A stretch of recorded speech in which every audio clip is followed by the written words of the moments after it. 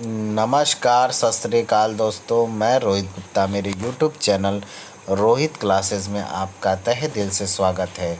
दोस्तों, हम यहाँ आर्य कंपटीशन टाइम्स की पुस्तक जो कि भारतीय इतिहास है, जो यूजीसी नेट पेपर सेकंड की रिवीजन बुक के लिए एक अति महत्वपूर्ण बुक है दोस्तों, जिसका हम लोग चैप्टर 10 मौर्य साम्राज्य पढ़ रहे थे। आज जो है दोस्तों, मौर्य साम्राज्य का यह भाग 3 यानी पार्ट 3 आ रहा है, जिसे हम अपने यूट्यूब चैनल पर अपलोड कर देंगे। प्लीज़ आप लोग ज़रूर मेरे इस वीडियो में बने रहिएगा और पढ़ाई अपनी इसी तरह से बरकरार रखिएगा दोस्तों। ठीक है, तो चलिए वीडियो को स्टार्ट करते हैं।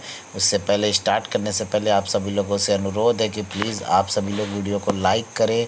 चैनल को अब तक जिन लोगों ने सब्सक्राइब नहीं किया है वो सब्सक्राइब कर ले, और दोस्तों शेयर करना ना भूलिए, ठीक है, ताकि और लोगों तक यह वीडियो पहुंच सके। ठीक है दोस्तों, चलिए। और जिन लोगों को लगता है कि मेरी वॉइस बहुत स्लो आ रही है, तो प्लीज़ यूट्यूब के सेटिंग में जाके 1.5x से 2.0x play speed back button को दबा लें। ठीक है, चलिए स्टार्ट करते हैं पार्ट 3 मौर्य साम्राज्य का। चलिए, यही है ना। हाँ, मौर्यकालीन भौतिक संस्कृति का विस्तार। मौर्यकालीन भौतिक संस्कृति का गंगा घाटी क्षेत्र में विस्तार में लोहे के उपयोग, आहत सिक्कों के उपयोग, उत्तरी काली पॉलिश मृत भांड के प्रयोग, पक्की ईंटों तथा मंडल कूपों, वलय कूप के उपयोग ने उत्तरी पूर्वी भारत में नगरों की संख्या में वृद्धि में योगदान दिया। पक्की ईंटों तथा मंडल कूपों का प्रयोग भी सबसे पहले मौर्य काल में दृष्टिगोचर होता था। ठीक है, आगे देखते हैं। पक्की ईंटों ने अधिक स्थायी मकानों के निर्माण में मदद की। मंडल कूपों के निर्माण में पानी के लिए नदी तट पर, आगे देखते हैं, पानी के लिए नदी तट पर, थोड़ा छोटा कर लेते हैं दोस्तों, यहाँ नदी तट पर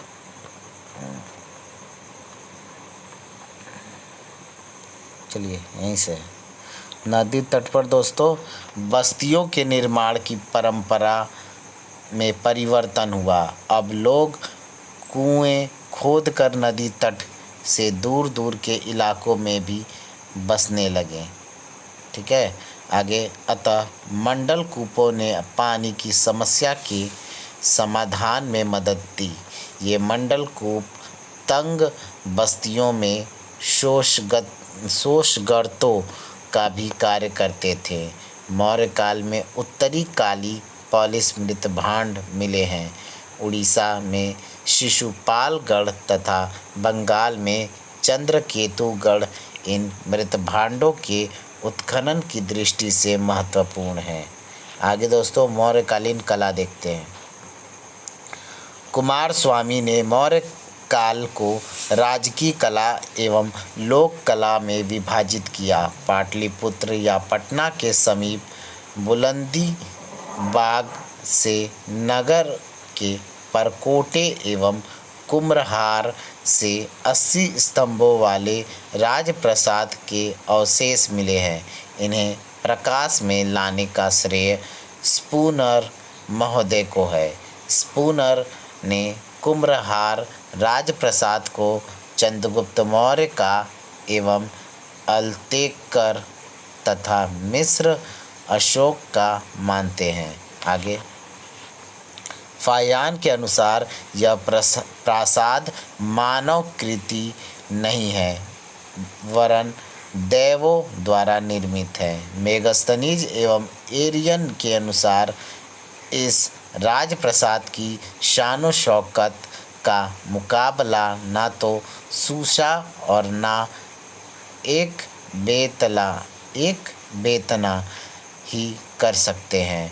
पाटलिपुत्र नगर की लंबाई 80 स्टेडिया एवं चौड़ाई जो है वह 18 स्टेडिया थी। इसमें 64 द्वार एवं 570 बुर्ज थे। बुलंदी बाग से आरे युक्त लकड़ी का बना रथ का पहिया भी मिला है। मौर्य काल में काष्ठ के स्थान पर पत्थर का उपयोग हुआ है। ठीक है, शुरू हुआ। आगे अशोक के स्तंभ। अशोक के एकात्मक स्तंभ एक ही पत्थर को तराश कर बनाए गए मौर्य कला में के सर्वश्रेष्ठ नमूने हैं। ठीक है, इन पर चमकदार पॉलिश है। अशोक को स्तंभ लगवाने एवं उन पर अभिलेख खुदवाने का विचार अखैमनी यानी ईरान के शासक डेरियस या दारा प्रथम 522 ईसा पूर्व से 486 ईसा पूर्व तक जिसका शासन था, मतलब अपने समय का, से मिला। दारा प्रथम ने 516 ईसा पूर्व में भारत पर आक्रमण किया था। अशोक के स्तंभों पर पशु आकृतियों को निहाररंजन रे ने यूनानी प्रभाव माना है। आगे देखते हैं। अशोक का प्रथम स्तंभ बशाड़ बखीरा यानी वैशाली का कोलुहा स्तंभ है। इसके शीर्ष पर शेर की मूर्ति है। यह बुद्ध के अंतिम उपदेश की स्मृति में निर्मित है। फायान ने 6 एवं हिंसाग ने अशोक के 15 स्तंभों का उल्लेख किया है। आगे है दोस्तों, जबकि वर्तमान में 30 स्तंभ प्राप्त हैं। आगे लौरिया, नंदनगढ़ एवं रामपुरवा स्तंभ की चौकी पर दाना चुगते हुए हंसों का अंकन है। आगे देखते हैं। इसी पेज का हाफ है, ये था ना, हाँ इसी पेज का हाफ है दोस्तों। आगे है हमारा रुमीनदेई स्तंभ सबसे छोटा है एवं इसके शीर्ष पर घोड़े की आकृति है। सारनाथ स्तंभ चौकी या फलक पर पशुओं का क्रम गज यानी हाथी, वृषभ यानी बैल, घोड़ा और सिंह है। ठीक है, याद रखिएगा, हाथी, बैल, घोड़ा और सिंह, ये 4 पशु हैं। ठीक है। नोट, अशोक स्तंभ के फोटो में केवल बैल एवं घोड़ा ही दिखते हैं। आगे स्तंभों को मुख्यतः 4 भागों में बांटा गया है। पहला लाठ या यष्टि, अवांगमुखी या कमल या उल्टा कमल और चौकी। ठीक है, अवांगमुखी है, अवांगमुखी कमल या उल्टा कमल, फिर चौकी है, फिर लास्ट में शीर्ष है। ठीक है, याद रखिएगा क्या क्या है। लाठ है, अवांगमुखी है, अवांगमुखी कमल बोल सकते हैं या उल्टा कमल भी, चौकी है और शीर्ष है। चलिए आगे देखते हैं। भारतीय एवं ईरानी स्तंभों की तुलना। ठीक है, यह है टॉपिक इसी में। नंबर 1, भारतीय स्तंभ सपाट है तथा नीचे से ऊपर की ओर पतले होते जाते हैं, जबकि ईरानी स्तंभ नालीदार है तथा इनकी चौड़ाई एक समान है। दूसरा, मौर्य स्तंभ एक पत्थर से निर्मित है, जबकि ईरानी स्तंभ प्रस्तर खंडों से निर्मित है। नंबर 3, अशोक के स्तंभ स्वतंत्र रूप से स्थित है, जबकि ईरानी स्तंभ चौकी पर स्थित है। नंबर 4, अशोक के स्तंभ में शीर्ष पर पशु आकृतियाँ बनाई गई हैं, जबकि ईरानी स्तंभों में पशु आकृतियाँ नहीं हैं। ठीक है, आगे है दोस्तों। नंबर 5, अशोक के स्तंभ स्वतंत्र रूप से लगाए गए हैं, जबकि ईरानी स्तंभ विशाल भवनों में लगाए गए हैं। नंबर 6, अशोक के स्तंभों में पालिश अत्यधिक चमकदार हैं, जबकि ईरानी स्तंभों में चमकदार पालिश नहीं है। नंबर 7, अशोक के स्तंभों में उल्टा कमल घंटा लटकाया गया है, जबकि ईरानी स्तंभों में ऐसा नहीं है। आगे, अशोक के स्तंभ उत्तर प्रदेश के चुनार मिर्ज़ापुर में के बलुआ पत्थर से बने हैं। आगे, स्तंभों का शीर्ष अलग बना हुआ है तथा शीर्ष पर पशुओं की मूर्तियां हैं। शीर्ष का मुख्य अंश घंटा है। इसे अवांगमुखी कमल कहा जाता है। विभिन्न स्तंभों के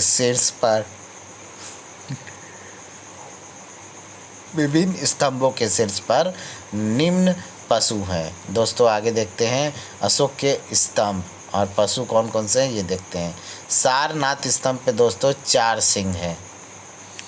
लौरिया नंदनगढ़ पे 1 सिंह है। रामपुरवा स्तंभ जो कि दूसरा है उस पर 1 बैल है। वैशाली स्तंभ जो कि बसाड़ और या कोल्हुआ में है, ठीक है, वह 1 सिंह है। ठीक है, आगे संकिसा स्तंभ जो है दोस्तों 1 हाथी है उस पर, और सांची स्तंभ जो है उस पर 4 सिंह है। ठीक है, सांची का स्तंभ और अशोक स्तंभ दोनों पे 4-4 सिंह है। आगे देखते हैं दोस्तों, रामपुरवा के प्रथम स्तंभ पर 1 सिंह बैठाया गया है। यह लेख युक्त है। कौशाम्बी, कोसम, रामपुरवा, वैशाली या बसाड़ तथा संकिसा के स्तंभ लेख विहीन हैं। लौरिया, अरराज, कौशाम्बी स्तंभ लेख शीर्ष विहीन है। आगे, अशोक के एकात्मक स्तंभों का सर्वश्रेष्ठ नमूना सारनाथ के सिंह। आगे देखते हैं, सारनाथ के सिंह स्तंभ का शीर्ष है जिसमें 4 सिंह पीठ सटाए बैठे हैं तथा 1 चक्र धारण किए हुए हैं। यह चक्र बुद्ध द्वारा धर्म चक्र प्रवर्तन का प्रतीक है। आधुनिक भारत का राष्ट्रीय चिन्ह भी सारनाथ के स्तंभ से लिया गया है। इस चक्र में मूलतः 32 तिल्लियाँ थीं। सांची एवं भरहुत के मूल स्तूप के निर्माण का श्रेय भी अशोक को दिया जाता है। आगे, गुहा कला। ठीक है, अशोक के वास्तुकला की नई शैली गुफा निर्माण को शुरू किया। मौर्य काल के कुल 7 गुफाओं का निर्माण हुआ है। बराबर ब्रैकेट में पूर्व में गया जिला वर्तमान जहानाबाद की 3 गुफाओं का निर्माण अशोक ने करवाया। इनके नाम जो हैं वह कर्ण चौपार, सुदामा तथा विश्वकर्मा यानी विश्व झोपड़ी है। सुदामा गुफा एवं विश्वकर्मा गुफा अशोक ने राज्याभिषेक के 12वें वर्ष एवं कर्ण चौपार राज्याभिषेक के 19वें वर्ष में आजीवकों को प्रदान की। आगे देखते हैं, पैसेज टू इंडिया में बराबर की गुफाओं का उल्लेख है। बराबर की पहाड़ियों में लोमस ऋषि की गुफा भी मौर्यकालीन है। इसका निर्माण दशरथ ने करवाया। लोमस ऋषि गुहालेख में दशरथ को देवनाम प्रिय कहा गया है। अशोक के पौत्र दशरथ ने भी नागार्जुनी पहाड़ियों में आजीवकों को 3 गुफाएं प्रदान की। इनमें गोपी गुफा प्रसिद्ध है। वापी गुफा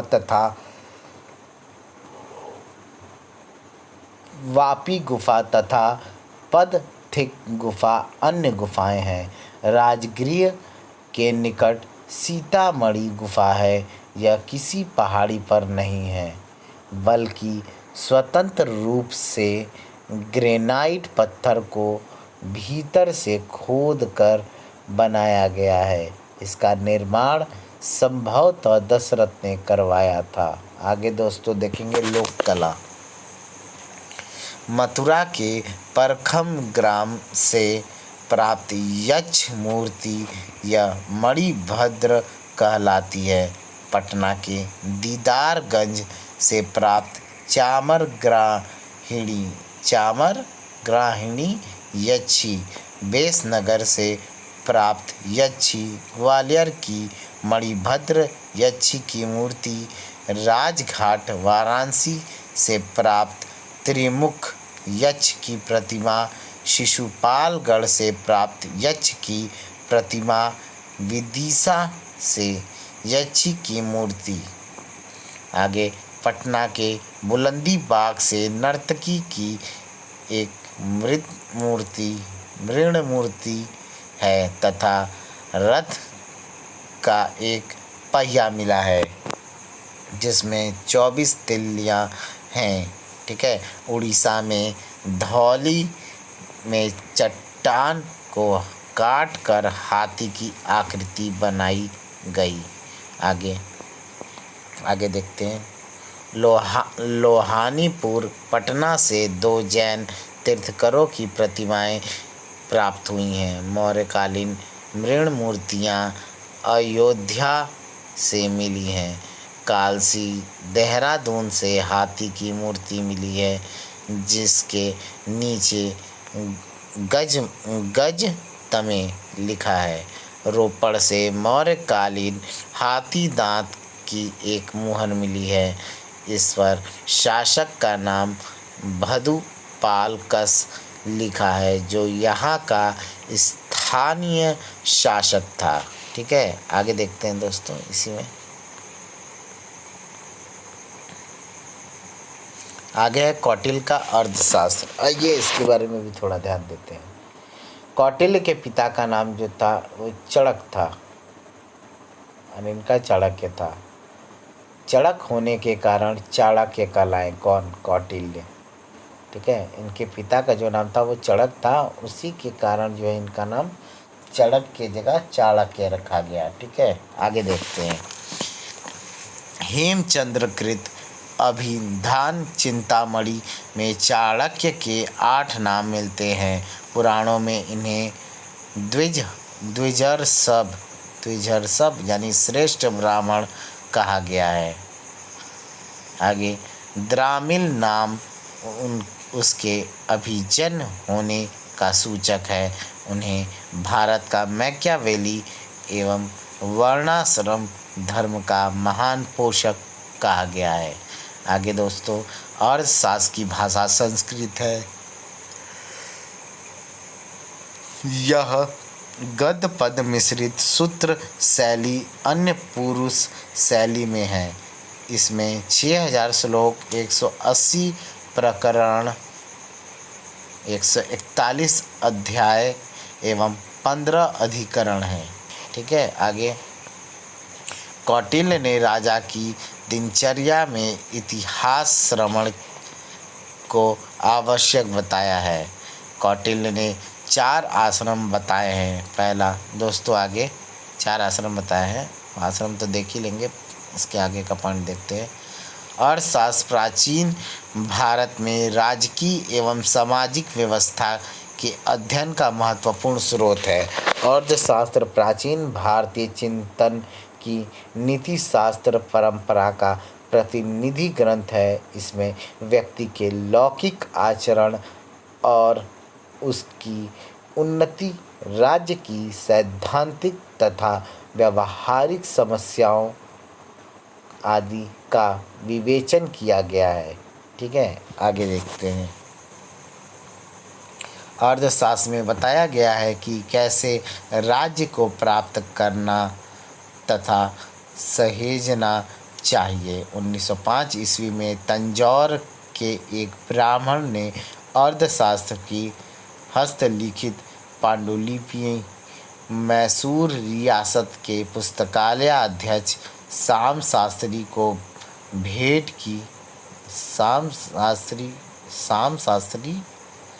भेंट की।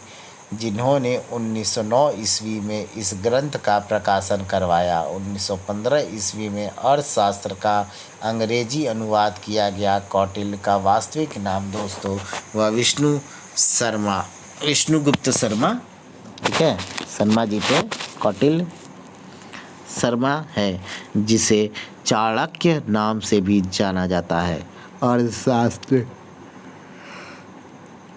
अर्थशास्त्र गद्य पद दोनों का मिश्रण है। अर्थशास्त्र में कुल 15 अधिकरण है जिनकी विषय वस्तु निम्नलिखित है। ठीक है, आगे देखते हैं। प्रथम अधिकरण में राज्य की समस्याओं, राजस्व, प्रशासन, ज्ञान की शाखाओं आदि का सैद्धांतिक विवेचन है। दूसरे अधिकरण में राज्य के प्रशासनिक विभागों, तीर्थ एवं अध्यक्ष, संगठनों और पदाधिकारियों का विवेचन है। तीसरा और चौथे अधिकरण में क्रमशः राज्य की दीवानी और फौजदारी न्यायिक प्रणाली का विवेचन है। नंबर 5वें अधिकरण में राजकीय कर्मचारियों के अनुशासन, अधिकारों एवं दायित्वों का वर्णन है। आगे देखते हैं दोस्तों छठे अधिकरण। छठे अधिकरण में राज्य की 7 प्रकृतियों या अंगों अर्थात सप्तांग सिद्धांत एवं मंडल सिद्धांत का विवेचन है। 7वें अधिकरण में सणगुण नीति के उद्देश्यों एवं प्रकारों पर विचार किया गया है ताकि शत्रु, मध्यम एवं उदासीन राज्यों को वश में किया जा सके और विदेश नीति का उल्लेख है। ठीक है, आगे दोस्तों षणगुण नीति संधि, विग्रह, यान, आसन, संश्रय, द्वैधी भाव। आगे 8वें अधिकरण में व्यसनों मतलब घातक दुर्गुण के निरूपण संबंधित व्यवस्थाओं का विवेचन है। 9वें अधिकरण में विभिन्न आपत्तियों यानी आक्रमण से राज्य के बचाव की नीतियों का वर्णन है। 10वां अधिकरण युद्ध नीति के बारे में है। आगे दोस्तों 11वां अधिकरण शत्रु को भेद डालकर नष्ट करने व उसे वश में करने के बारे में है। 12वां अधिकरण राजा द्वारा अपनाए जाने वाले रक्षा उपायों पर है। 13वें अधिकरण में दुर्ग प्राप्ति के उपायों का निरूपण है। 14वें अधिकरण में शत्रु के नाश के लिए विषैली औषधियों, मंत्रों आदि का वर्णन है। आगे दोस्तों नंबर 15वां अधिकरण मुख्यतः पारिभाषिक है। इसमें अर्थशास्त्र के अर्थ की सामान्य विवेचना प्रस्तुत की गई है तथा यह भी बताया गया है कि नंद राजा को नष्ट करने वाले कौटिल्य ने इस अर्थशास्त्र ग्रंथ की रचना की है। मेगस्थनीज एवं पतंजलि कौटिल्य के नाम का उल्लेख नहीं करते हैं। आगे कौटिल्य ने अपने ऊपर आश्रित बच्चों एवं पत्नी की समुचित व्यवस्था किए बिना भिक्षु बनने वालों के लिए दंड का विधान किया है। कौटिल्य ने दैविक विपदाओं को 8 भागों में वर्गीकृत किया है। अशोक के 14 शिलालेख एवं उसकी विषय वस्तु। आइए देखते हैं। धर्म प्रचारक भेजने का उल्लेख 2, 5 एवं 13वें शिलालेख में है। विदेशी राजाओं या राज्य का उल्लेख 2, 5 एवं 13वें शिलालेख में है। दक्षिण राज्य या संगम राज्यों का उल्लेख 2 एवं 13वें शिलालेख में है। 5वें शिलालेख में अशोक ने स्वयं के एवं अपने भाइयों के परिवार का उल्लेख किया है। ठीक है, आगे देखते हैं दोस्तों, शिलालेखों को थोड़ा पढ़ लेते हैं। आइए, प्रथम शिलालेख में दोस्तों नंबर 1 समाज उत्सव का निषेध है। दूसरा पशु बलि का निषेध है। ठीक है, अशोक लिखता है कि पहले पाकशाला में हजारों जानवर मारे जाते थे, भविष्य में वे भी नहीं मारे जाएंगे। दूसरा शिलालेख क्या कहता है ये देखते हैं। पहला है इसमें पॉइंट, सीमांत राज्यों जैसे चोल, पांड्य, सत्तीय पुत्र, केरल पुत्र या चेर, श्रीलंका या ताम्रपाणी का उल्लेख है। दूसरा, यवन राजा एंटियोकस का भी उल्लेख है द्वितीय शिलालेख में। नंबर 3, पशुओं एवं मनुष्यों के लिए चिकित्सालय बनाना तथा दवाइयों के लिए जड़ी बूटियों को उगाना, ये हमारे द्वितीय शिलालेख में है। ठीक है, याद रखिएगा। आगे देखते हैं इसी में एक पॉइंट और है इसी में द्वितीय शिलालेख में, लोक कल्याण के कार्य जैसे कुएं खुदवाना, छायादार पेड़ लगवाना, यह द्वितीय शिलालेख में है। आगे तृतीय शिलालेख देखते हैं। अशोक ने राज्याभिषेक के 12वें वर्ष में युक्तों को राजकों एवं प्रादेशिकों के साथ प्रति 5वें वर्ष दौरे का आदेश। ठीक है, माता पिता मित्रों तथा रिश्तेदारों के प्रति आज्ञाकारी होना, ब्राह्मणों श्रमणों को दान देना। आगे अहिंसा, अल्प संग्रह एवं अल्प व्यय धर्म के लिए आवश्यक है। आगे दोस्तों चतुर्थ शिलालेख में क्या है, रणघोष के स्थान पर धम्म घोष की आवाज़। आगे इसी में दूसरा पॉइंट, लोगों को दिव्य विमान, हाथी, अग्नि स्कंद आदि दिव्य रूपों के दर्शन। आगे पांचवा शिलालेख दोस्तों, राज्याभिषेक के 13वें वर्ष में धम्म महामात्रों की नियुक्ति हुई। नंबर 2, यवन, कंबोज, गंधार, रिष्ठिक, पैतनिक आदि जनपदों एवं जातियों का उल्लेख है। ठीक है, छठवां शिलालेख में देखते हैं। छठा शिलालेख में क्या है, अशोक ने प्रतिवेदकों को स्पष्ट आदेश दिया कि चाहे वह कहीं भी हो। ठीक है, कभी हम बोल रहे हैं, सॉरी गलती हो गया, माफ़ करिएगा दोस्तों, कभी नहीं कहीं है, चाहे वह कहीं भी हो, चाहे खाना खा रहा हो या अंतःपुर में हो, उसे प्रतिवेदक प्रजा कार्यों की सूचना देते रहे। सातवां शिलालेख दोस्तों, इसमें लोगों को धर्म श्रावण के संदेश दिए गए हैं, जैसे सभी धर्मों के लोग सभी स्थानों पर रहें। नंबर 2, सभी पंथों के मध्य आत्मनियंत्रण यानी आत्मसंयम एवं मन की पवित्रता, आत्मशुद्धि होनी चाहिए। आठवां शिलालेख में दोस्तों देखते हैं, आठवां शिलालेख, शासन के 10वें वर्ष में विहार यात्रा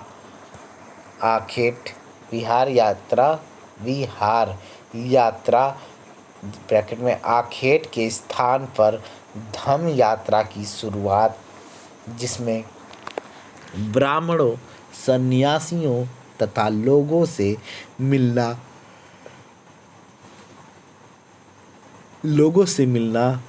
धर्म वार्ता करना एवं उनके धर्म संबंधित प्रश्नों का उत्तर दिया जाता था।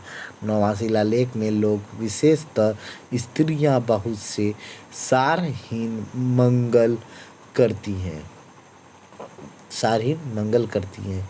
इनके स्थान पर धम्म मंगल यानी गुरुजनों का सम्मान, ब्राह्मणों श्रमणों को दान, अहिंसा करना चाहिए। ठीक है, दान अहिंसा करना चाहिए। आगे दोस्तों इस शिलालेख में धम्म मंगल को श्रेष्ठ बताया गया है। आगे 10वां मंडल, इसमें धम्म की श्रेष्ठता पर बल दिया गया है। 11वां नंबर शिलालेख दोस्तों, आइए देखते हैं। धम्म दान साधारण दान से उत्पन्न है।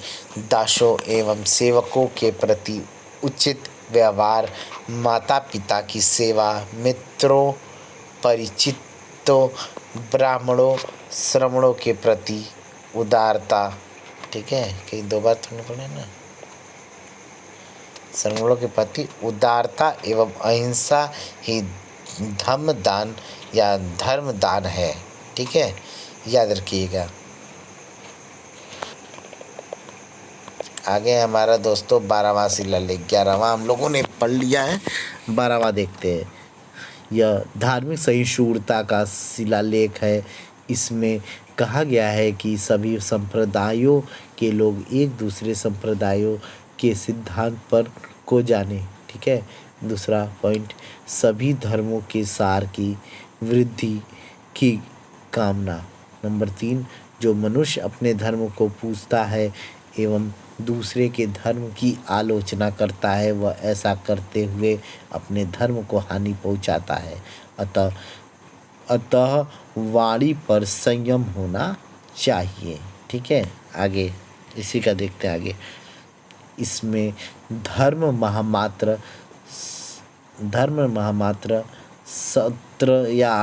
सत्रयाध्यक्ष महामात्र एवं ब्रजभूमिक महामात्र नामक अधिकारियों के नाम मिलते हैं। 13वां शिलालेख दोस्तों, आइए देखते हैं। 12वां पढ़ लिए, 13वां। राज्याभिषेक के 8वें वर्ष में कलिंग विजय धम्म विजय साधारण विजय से अधिक कल्याणकारी है। आगे दोस्तों, कलिंग विजय में हुए नरसंहार का पश्चाताप। नंबर 4 है, विदेशी राजाओं एंटियोकस, टालमी, एंटिगोनस, मेगस एवं अलेक्जेंडर का उल्लेख तथा इन राजाओं के क्षेत्र में भी धम्म विजय का उल्लेख है। आगे दोस्तों, दक्षिण में चोल, पांड्य एवं श्रीलंका, जिन्हें हम ताम्रपर्णी भी कहते थे, श्रीलंका में धम्म विजय। नंबर 6, साम्राज्य के अंदर भी यवनों, कम्बोजों, नाभकों, नाभ पंक्तियों, भोजों, पित्तनिकों, आंध्रों एवं पुलिंदों में हर जगह देवनाप्रिय के धम्म के आदेशों की अनुपालना होती है। आगे दोस्तों 7वां नंबर इसी का 13वां शिलालेख का।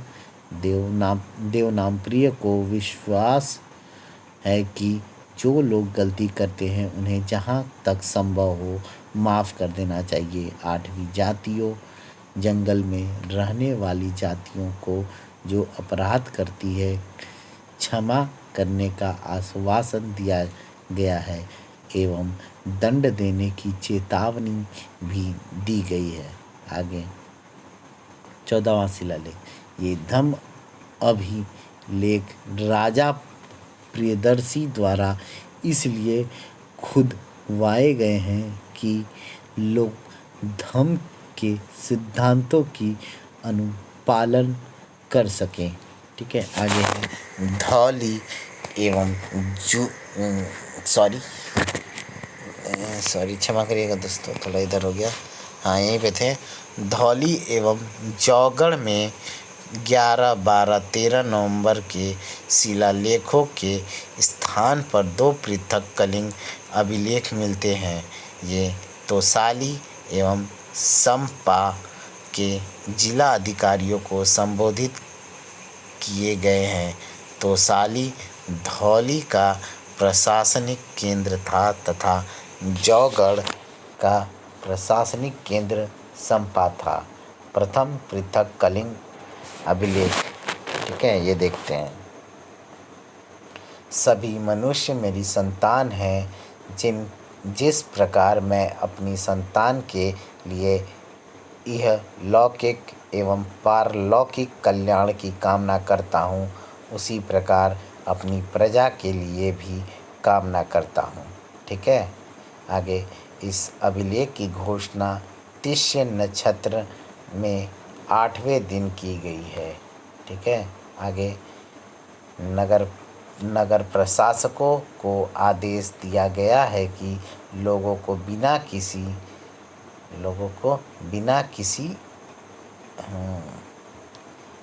किसी कारण के ना तो बंदी बनाया जाए और ना ही यातना दी जाए इस उद्देश्य के लिए प्रति 5वें वर्ष एक अधिकारी को दौरे पर भेजा जाएगा, जो यह देखेगा कि इन आदेशों की सही अनुपालना हो। ठीक है, सही अनुपालना हो। ठीक है, आगे देखते हैं।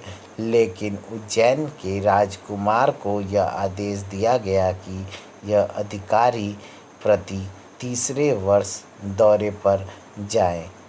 ठीक है, प्रति तीसरे वर्ष दौरे पर जाए। ठीक है, आगे इसी तरह तक्षशिला में भी प्रति तीसरे वर्ष अधिकारी दौरा करके यह सुनिश्चित करेंगे कि आदेशों की सही अनुपालन हो। ठीक है, आगे देखते हैं दोस्तों। द्वितीय पृथक कलिंग शिलालेख। इसमें भी अशोक यह कहता है कि सभी मनुष्य मेरी संतान हैं। दूसरा, सीमांत क्षेत्रों में अविजित लोगों को भी धर्म का संदेश पहुंचाने एवं उनका विश्वास जीतने का आदेश अधिकारियों को दिया गया है। ठीक है, आगे देखते हैं। इस अभिलेख की घोषणा जो है वो तीस्य नक्षत्र के प्रत्येक चौथे माह में की जाएगी। ठीक है, आगे देखते हैं। नोट में क्या है? सन्नाती यानी कर्नाटक से भी पृथक कलिंग शिलालेख मिला है। आगे स्तंभ लेख देखते हैं दोस्तों। ये ऊपर कहाँ गया रे बाबा, सॉरी थोड़ा रोटेट हो गया दोस्तों, क्षमा करिएगा।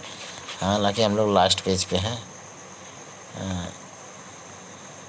हम लोग कहाँ पे थे? यहीं थे ना। हाँ, नोट पढ़ने वाले थे दोस्तों, नहीं नोट पढ़ लिए थे हम लोग। सन्नाती कर्नाटक से भी पृथक कलिंग शिलालेख मिलता है, ये हम लोग पढ़ लिए थे। हम लोग का नेक्स्ट पॉइंट था दोस्तों स्तंभ लेख। ठीक है, स्तंभ लेख। स्तंभ अभिलेखों की संख्या जो है दोस्तों वो 7 है। ये अशोक के काल की आखिरी घोषणा मानी जाती है। ठीक है, आगे देखते हैं। आगे प्रथम स्तंभ लेख दोस्तों, राज्याभिषेक के 26वें वर्ष बाद यह धम्म लिपि उत्कीर्ण करवाई। महामात्रों को संबोधित करते हुए कहा है कि धर्मानुसार लोगों का पोषण एवं शासन करो। द्वितीय स्तंभ लेख के अनुसार धम्म क्या है? या कियम चू धम्म। आगे तीसरा स्तंभ लेख है दोस्तों, मनुष्य अपने सुकृतियों को तो देखता है, परंतु वह कभी अपने क्षमा करिएगा दोस्तों, परंतु वह कभी अपने आसीनव यानी पाप, ठीक है, पर दृष्टि नहीं डालता। आगे चंडिये निठुलिये क्रोधे मानो ईर्ष्या नामक 5 आसीनव यानी पाप बताए हैं। ठीक है, चौथा स्तंभ लेख के अनुसार दोस्तों, जैसे एक माँ अपनी संतान को एक कुशल धाय को सौंप कर निश्चित हो जाती है, उसी प्रकार मैंने भी राजकुमारों की नियुक्ति की है। मृत्युदंड प्राप्त लोगों को 3 दिन का प्रायश्चित का समय देने की घोषणा है। राजकों को न्यायिक एवं दंडात्मक अधिकार दिए गए हैं। नोट चौथे स्तंभ लेख से पता चलता है कि अशोक ने मृतभांड समाप्त नहीं किया है। आगे दोस्तों देखते हैं 5वां स्तंभ लेख। अशोक ने राज्याभिषेक के 26वें वर्ष बाद उन प्राणियों को सूचना दी थी या सूची दी थी। ठीक है, अशोक ने राज्याभिषेक के 26 वर्ष बाद उन प्राणियों को सूची दी थी। ठीक है, उन प्राणियों की सूची दी थी। आगे देखते हैं दोस्तों। आगे दोस्तों यहीं से सूची दी थी जिनकी हत्या करना निषेध किया गया है। ठीक है। इस सूची में 23 पशु पक्षियों के नाम हैं। इन 26 वर्षों में 25 बार कैदियों को रिहा किया गया है। आगे है दोस्तों, छठा स्तंभ जनता का हित एवं सुख जिसमें है उसकी मैं परीक्षा करता हूँ। ठीक है, आगे देखते हैं सातवां स्तंभ। सातवां स्तंभ है दोस्तों, सातवां स्तंभ लेख धम्म की व्याख्या एवं धम्म प्रचार हेतु किए गए कार्य एवं लोक कल्याण के कार्यों की जानकारी। आगे दोस्तों, आजीविकों निर्ग्रंथों आदि का संघ के साथ उल्लेख मिलता है। यह सिर्फ दिल्ली टोपरा स्तंभ लेख में मिला है।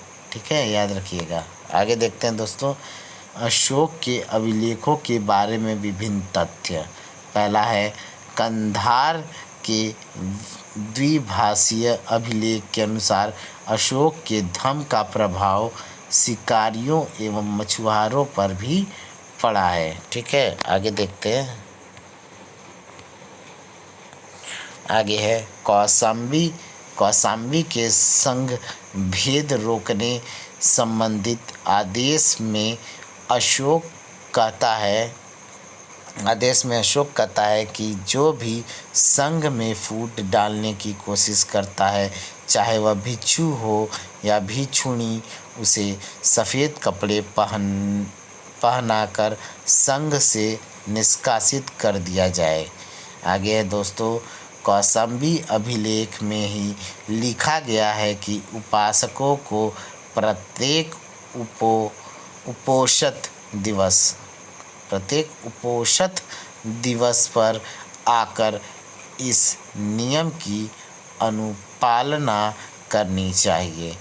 आगे दोस्तों, अशोक के ब्रह्मगिरी जटिंग रामेश्वर एवं सिद्धपुर अभिलेख में कापड़ यानी चापड़ नामक एकमात्र लेखक का नाम मिलता है। ठीक है, आगे देख लेते हैं। आगे है, स्वर्णगिरी दक्षिण पंथ की राजधानी जो है आजकल यह मास्की के दक्षिण में कनकगिरी नामक कस्बा है। अशोक के अभिलेख में इसिला नामक प्राचीन नगर सिद्धपुर एवं ब्रह्मगिरी के पास है, जहाँ से अशोक के लघु शिलालेख मिले हैं। इसिला नामक नगर का उल्लेख ब्रह्मगिरी अभिलेख में है। आगे, भाब्रू अभिलेख अशोक का सबसे लंबा अभिलेख है।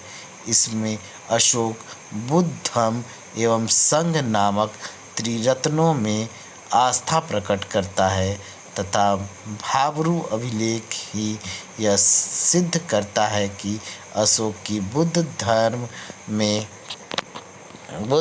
आस्था थी। ठीक है, आगे दोस्तों, एकमात्र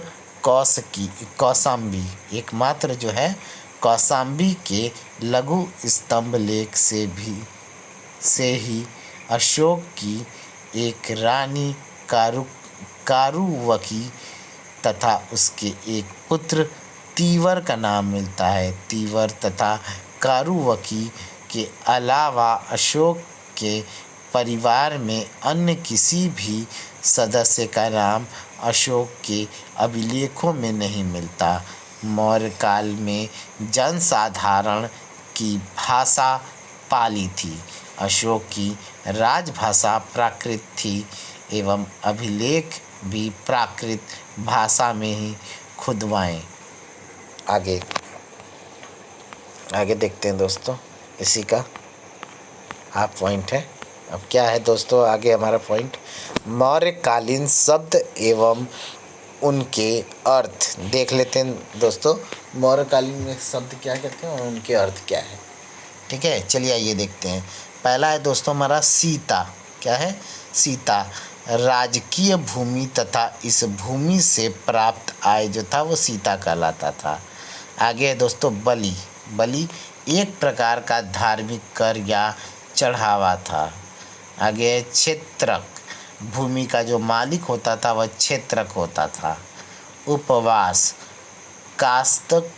काश्तकार जो था वो उपवास था। ठीक है। रूप जीवा क्या था दोस्तों?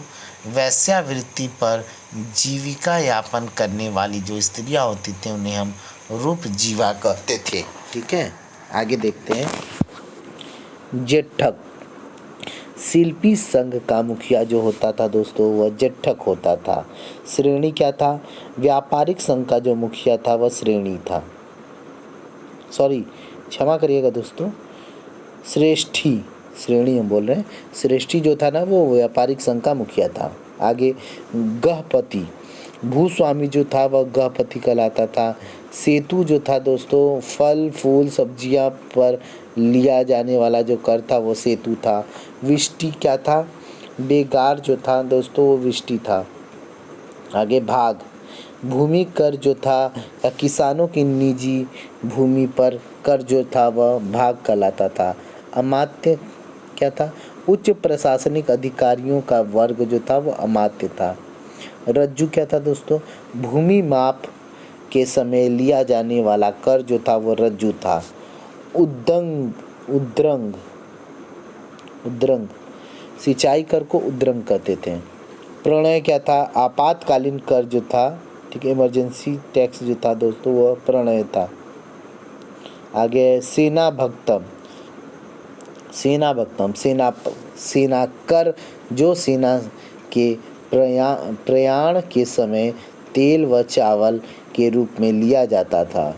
ठीक है, वह सेना भक्तम था। हिरण्य क्या था दोस्तों? नगद कर जो अनाज के रूप में नहीं लिया जाता था वह हिरण्य कहलाता था। राष्ट्र अन्य साधनों से प्राप्त राजस्व क्या है? राष्ट्र। पौर क्या है दोस्तों? राजधानी का शासक जो था वो पौर था। आगे अक्षपटलाध्यक्ष। महालेखापाल जो था वह अक्षपटलाध्यक्ष था।